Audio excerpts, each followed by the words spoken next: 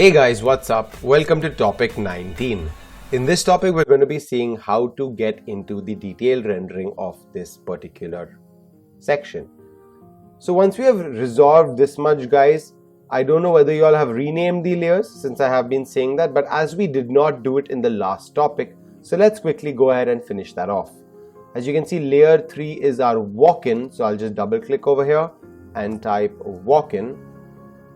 Layer 1 over here is going to be my walls, so I'll just go ahead and type walls. It's of course including the slab. If you want, you can name walls and slab, but I'll just be naming it walls. Layer 2 over here is my beams, so I'll just quickly go ahead and rename that as beam. So as you guys can see, we have quickly gone ahead and created this much out. Now obviously the first thing that we're going to do is go ahead and create all our layers. So as we go back to our ground floor plan, we'll understand over here that you can see that this wall is the closest to this line. The next wall is over here, which is the closest. And then the last wall is basically these both walls, which go the furthermost away from the section line, right? So what we're going to do is we're going to get into our section, and I'm going to use the wand tool to actually select both of these areas and create a new layer and fill in color light gray. Now again, I have been telling you guys in the previous topics as well that what is further away from us should be in a lower layer.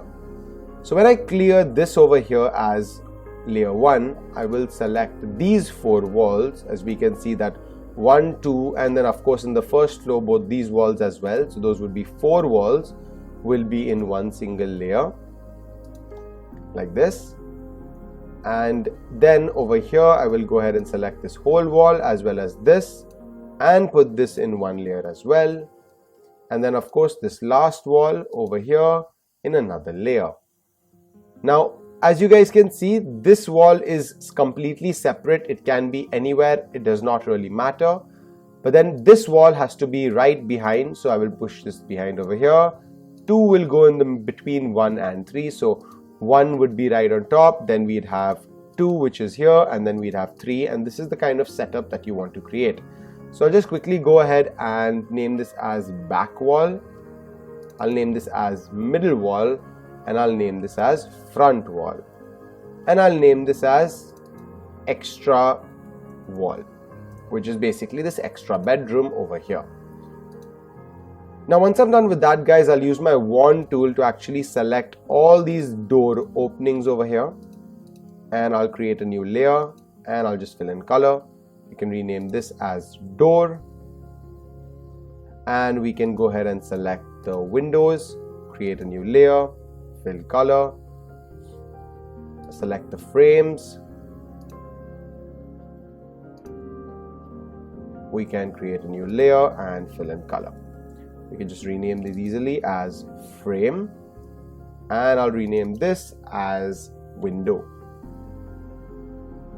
So that's basically how you'll be setting up these layers. We'll go ahead quickly and we'll select this area, which is basically the kitchen platform. So KP. Now you can see that we have all these stairs remaining, guys. Now what happens when we work in detail is there is sometimes you would see this gray as well as white area, which would become a little difficult for us to select spaces. But we will try as much as we can to select all this area, and that's also why we're using the 300 resolution, so that it's extremely clear for us to select.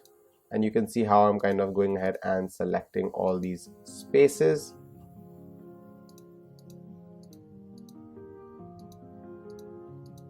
You can see that, guys. Now we'll just go up over here.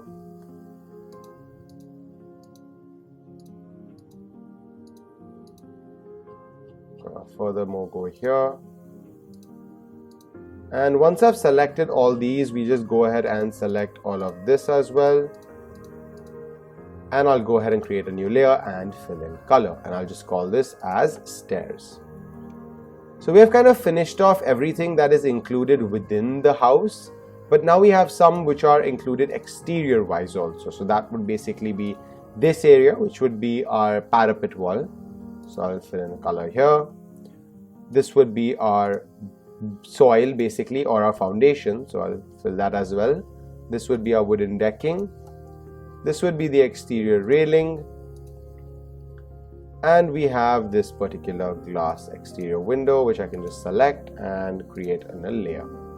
Now we'll just go ahead and rename these also. So of course the first one would be my parapet. The next one over here would be the foundation. Then we'd have the exterior decking.